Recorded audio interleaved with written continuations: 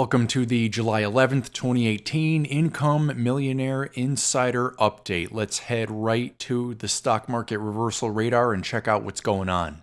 In the very short term here with the stock market reversal radar, we can see here how the emotions are getting closer to that point of extreme happiness.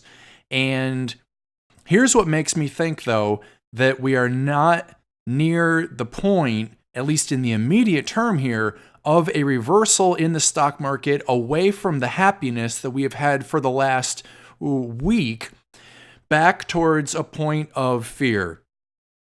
When we look at a slightly longer moving average here of the same thing, of the same reversal radar, we can see in this red line that compared to where we have been emotionally for the last year, we are still somewhere in the middle of the road. And a longer moving average always trumps a shorter moving average. So this is what makes us think that the down market that we had on Wednesday, the 11th, may have been a one-off down day, and that we may see more up days before we see that real reversal. So giving this, and we may absolutely be wrong, but given that we think we still have several days, if not about a week, of generally more up stock market, let's take advantage of those emotional investors that are screwing this up right now and selling out of their stocks when we believe that there could be higher prices coming in possibly the next couple days to a week here. I want to quickly tell you that Roku is quite speculative. This is an aggressive holding. And so if you're going to own it, understand that it's going to be volatile and things can go wrong with a company like this.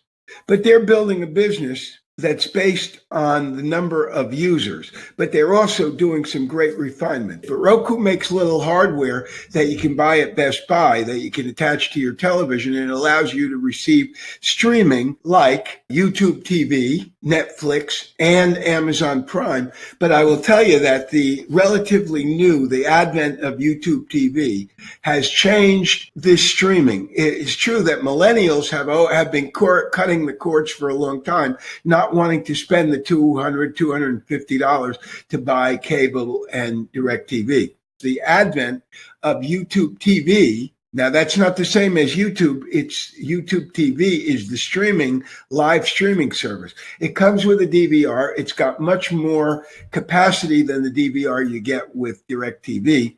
And everything that you want to watch, including every sporting event that you could want to watch, is on there live, and you can save it all. What used to be not as good, and only millennials were doing it, now actually these streaming services with that YouTube TV are actually as good or better, in many ways better than the cable company. And the way you get to access this is with a little $20 or $30 or $40 piece of hardware made by Roku. But they're selling the hardware so cheap because once you are on there, you're a subscriber to it, and they get a piece of the action from your subscription to Amazon Prime and to Netflix, which you pay for, and to YouTube TV. But YouTube TV costs $40, and those other ones cost like $9 a month. And so in the end, you may pay $40 or $50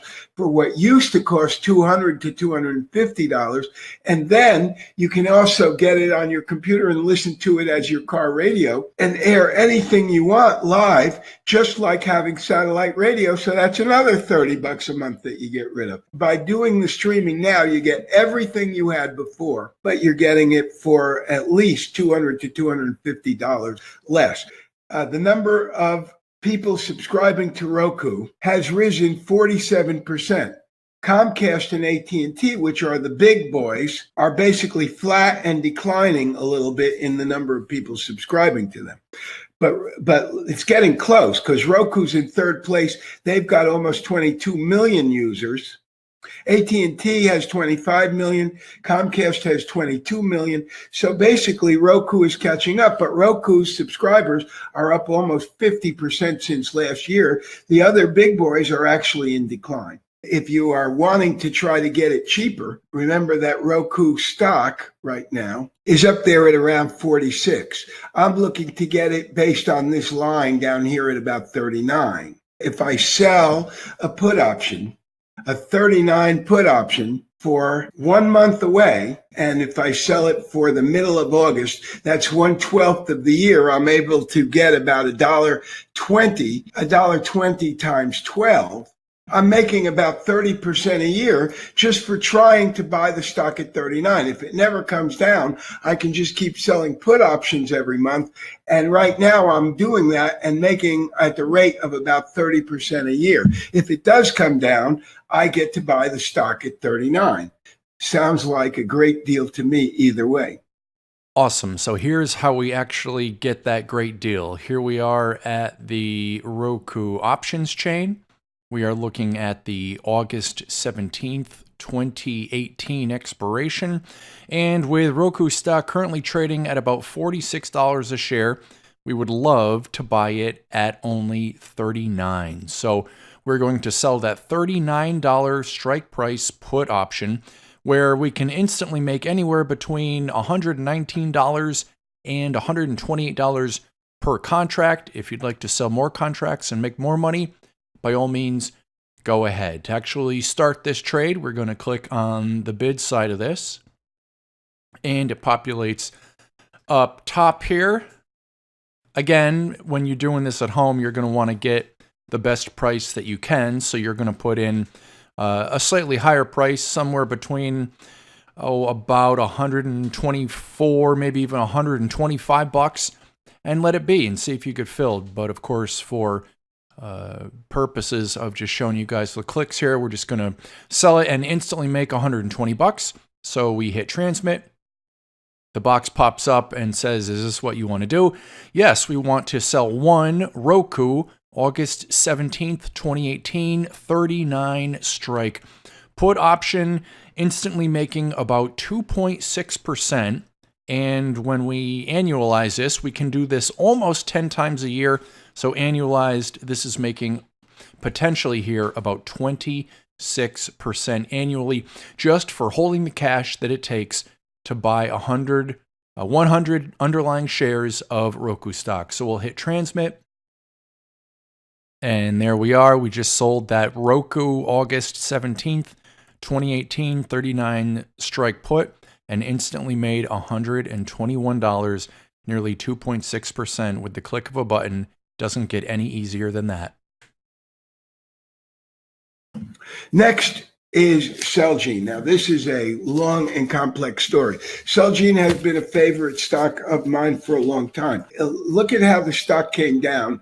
It stagnated over the last couple of years, but then starting in 2017, it really got weak. They are the inventors of Revlimid, and when I was first starting to talk about this stock, I was actually suggesting back in 2015 that the stock was worth buying because it wasn't only Revlimid, which is the world's #1 cancer drug and fabulously profitable, but also because they had more drugs in phase 2 trials and more drugs in phase 3 trials than any other company on the planet.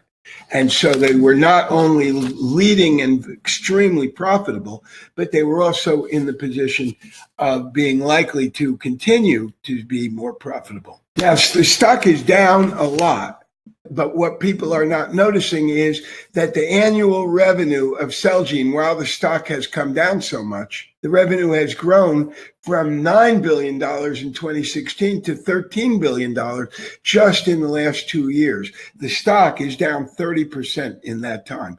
Nothing I like better. Here's the revenue.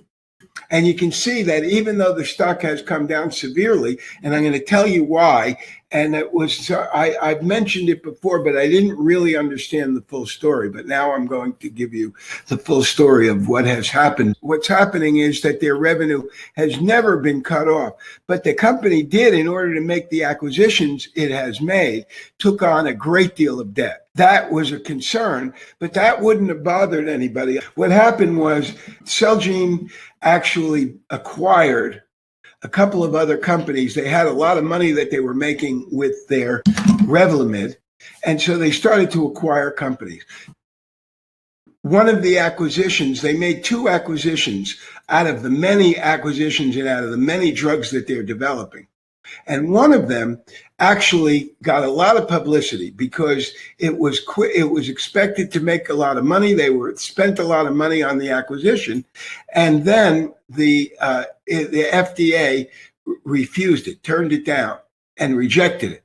Apparently, what happened was that when they acquired that, instead of Celgene management, who have been very, very good at working their way through the FDA approval process. They've been great at it, and that's one of the reasons I like the stock. But instead of paying attention, they left the phase 3 work to the company that they acquired. They didn't pay attention. When they do the trial, they have requirements, and they're supposed to be documenting everything very well. And this company that they acquired didn't document the testing that they were doing. Now, of course, it's the responsibility of the acquiring company. It's the responsibility of Celgene to pay attention to what they're doing. That's no excuse. But on the other hand, that's what happened.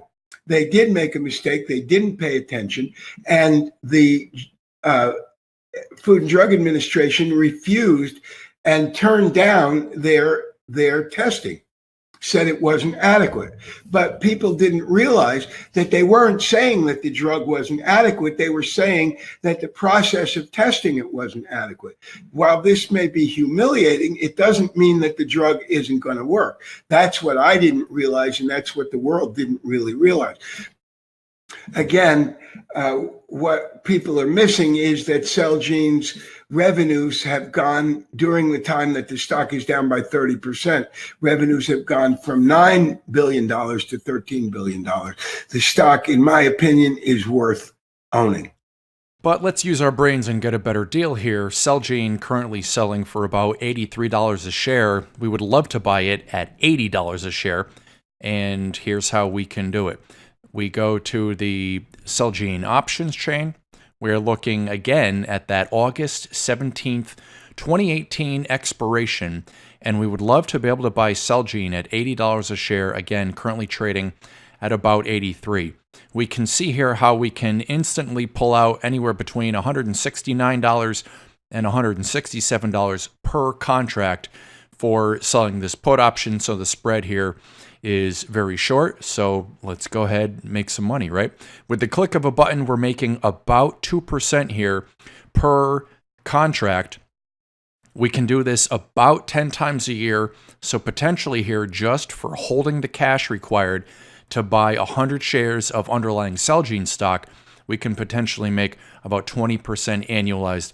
It's a beautiful thing. So here we go. We'll click on the bid side of this to start the trade. $1.68. Yes, please. We'll hit transmit.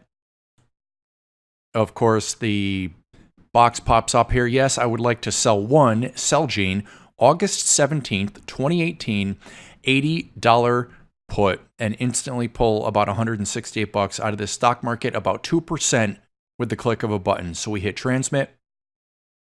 And there we are. We just made about 2%. We sold that Celgene August 17th, 2018, $80 put, and instantly pulled $167 out of the stock market by just selling that one option.